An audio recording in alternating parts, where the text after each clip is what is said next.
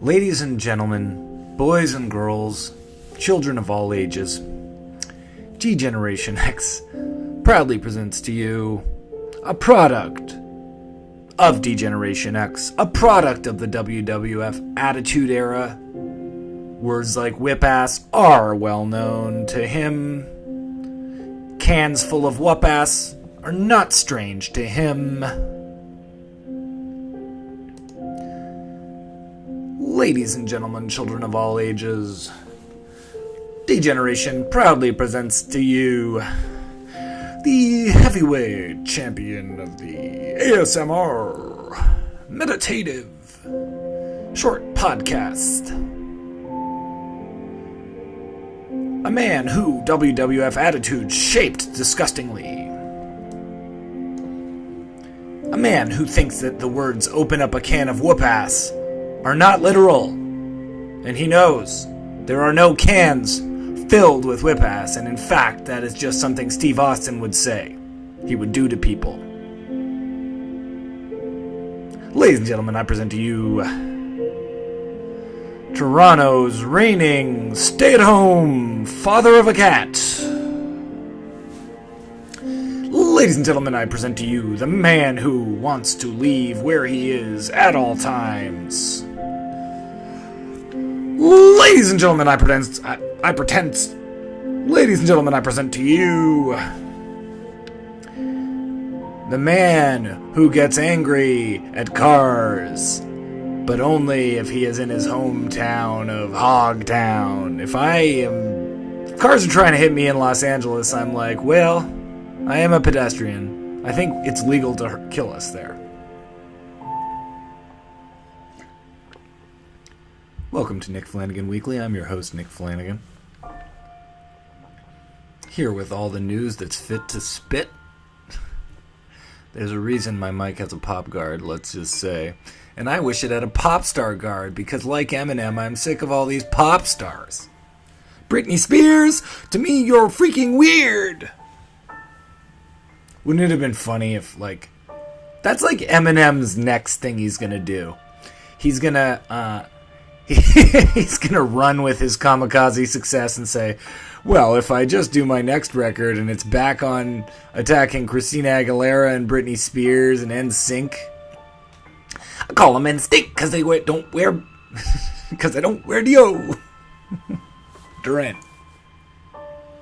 deodorant. I call them NSYNC because they don't wear deodorant, because he does these interesting rhyme schemes now, so I was going to go, I call them NSYNC because they don't wear deodorant. Alright. I'm getting off topic. It's amazing how happy getting on the old microphone is making me, because let me tell you, I did not start today happily. I started today woozy from a sleeping pill. Half an hour later than I wanted to be up, and I did not give myself a lot of time to be where I had to be at 10. Where did I have to be at 10 a.m.? Well, let me tell you another story. This is the story of a man named Nick. A man who, at the end of April 2018, shortly after his 38th birthday. Can I switch out of second person or whatnot? Okay. Shortly after my birthday, I went back to Toronto. A drained man. Drained of mana, drained of blood, a husk. I had really had a hard time keeping it together, not feeling overwhelmed in LA, although there was a lot that I was doing. I can't stress that enough. I was participating. It's just that all of the life stuff, there was a lot that was beyond me. There were only so many things that I felt able to do, and very little of them. I don't know if I don't come from a ton of wealth at all. I don't come from any wealth. I come from people who are civil servants, like a postman and a teacher. It's just that the city that we live in, facilitates no longer, but it used to facilitate people like that. My point is that for some reason, in spite of the hard work ethic of my parents, and I have a work ethic, and that ethic is don't do nothing. Just kidding. I have a work ethic, but the fight or flight is all screwed up. It's so hard for me to realize that if things don't go my way, if I'm not careful, I could have nothing. Which is crazy because I'm constantly fused with an anxiety that I will have nothing. So I don't understand why having that anxiety hasn't spurred me into 18 types of jobs, the true hustle. For some reason, I know why. It's because although I love to multitask, I'm not actually great at it. And sometimes I get overwhelmed and then everything falls apart. The less I need to sort of worry about, the better I will be doing at the few things that I'm worrying about. Was that too vague, too general to describe it? What I'm trying to say is I was not making enough money in the US, and I was down on myself for my output, down on myself for what I viewed as blowing an opportunity. And I came back here. I told my doctor. I said, Doctor,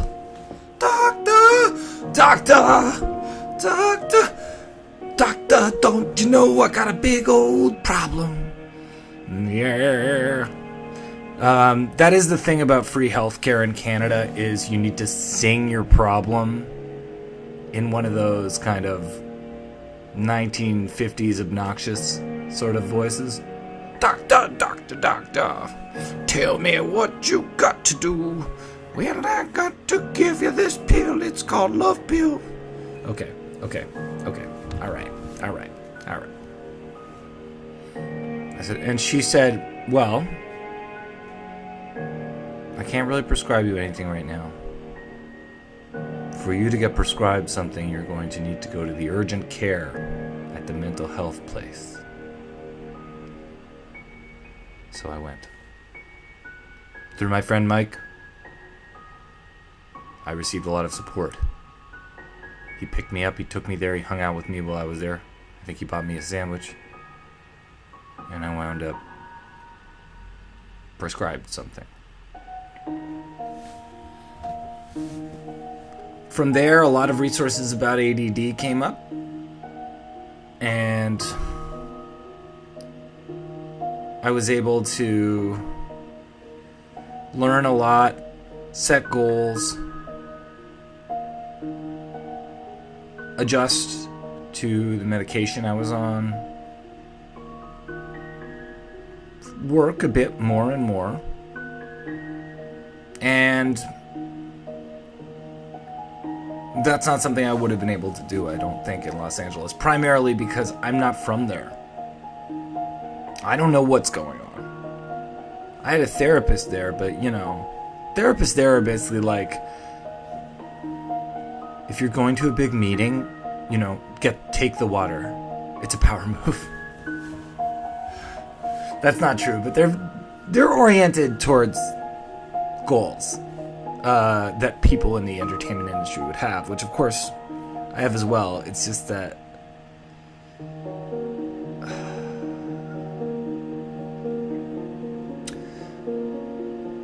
I wonder where self-esteem stuff comes from with me, because I've been so encouraged all my life, but when there is negativity or discouragement, which in our age of deep sarcasm, which has kind of replaced bad discipline. When I say bad discipline, I mean bad parenting, But we live in an era where a sort of pithy, hurtful comment is kind of the norm. And I just think that stuff goes deep in me, which is ironic because I feel like I've also been someone who started doing those kinds of comments from a young age, which was definitely an attempt to head things off at the pass, blend in, and essentially do what scared me, hoping I would be able to be less hurt by it. But I don't think that's how it works. And I'm just starting to learn that.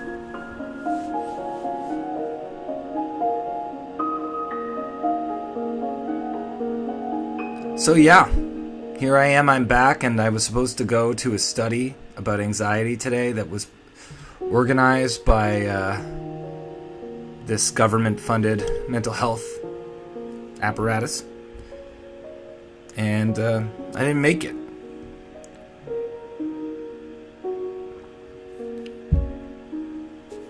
Instead, I'm doing this. No, it would have been over by now, but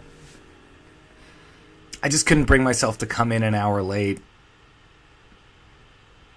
and then reorganize my day, and there were useful things I could do here.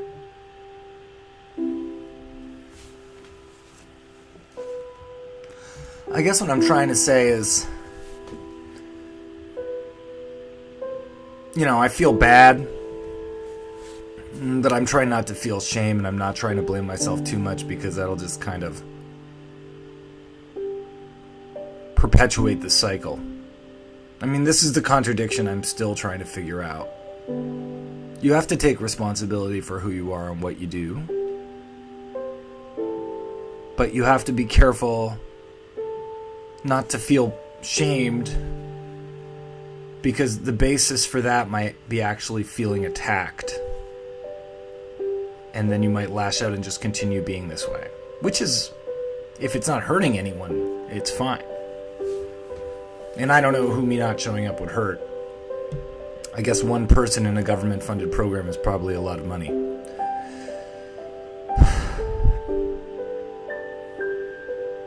But that's okay. Been loving the music I'm talking over the last couple of days.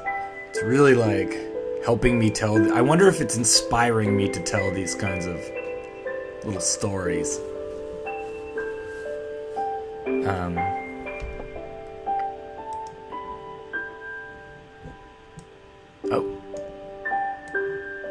Right, there we go.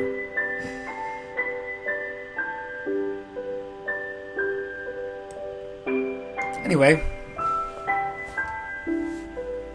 I just wanted to get that off my chest. Thanks again for listening to the podcast. We've got 3,000 listens on SoundCloud. Now, I've got 30 plus episodes already, but that either means, 100 people are staying and listening to the podcast, or that people are really checking out the SoundCloud, which I really appreciate. And I am on iTunes, and if you could subscribe on iTunes, even if you're listening on SoundCloud, I would really appreciate that, because those numbers are a lot easier to track. And I'm on Podbean, Stitcher, if you're on Android, that stuff. And I really appreciate that you're listening. A user yesterday said that he would love to hear musical guests. I'm going to figure out a fun way to do that.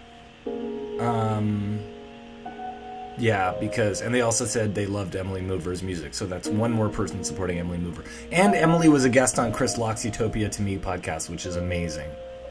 So I haven't listened to that episode, but I'm sure it's really good.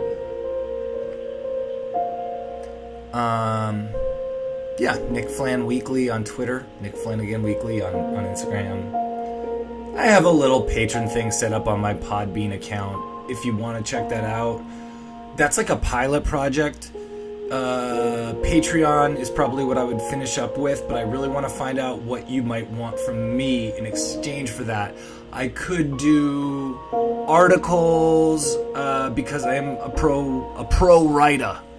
I would happily do band interviews, transcribed. I have a few interviews I did last year I could share with you if you wanted to donate. And I have some interviews with Scott Thompson, Jamie Loftus. JFL 42 is coming up. I'm hoping somebody who's doing JFL 42 might want to talk to me, but I would want it to be someone who I have a relationship with and a reason to be talking to. Ideally, I could talk to Hannibal Buress because we went on a tour together in 2008, and it would be fun remembering that tour. The music is getting so ominous.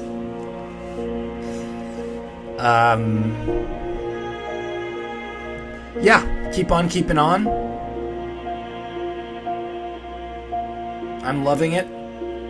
That was a slogan written by Pusha T. Today, I definitely think you should find James Hartnett's comedy album online. The album is called Get Bent. He's a hilarious comedian, part of Laugh Sabbath, which I'm also a part of. I used to be a producer on, but then I moved away and they were like, you can't sit with us. No, I'm just kidding. They love us. They love us. Me. I love them. They love me. We love each other. And James Hartnett has a new album called Get Bent, and you need to check it out. And finally, if you're in Toronto, I'm doing a show next Wednesday that I used to host with the amazing Steph Tolev at a bar called Unlovable, but now it's just me. So that's September 26th at 9 p.m. at Unlovable.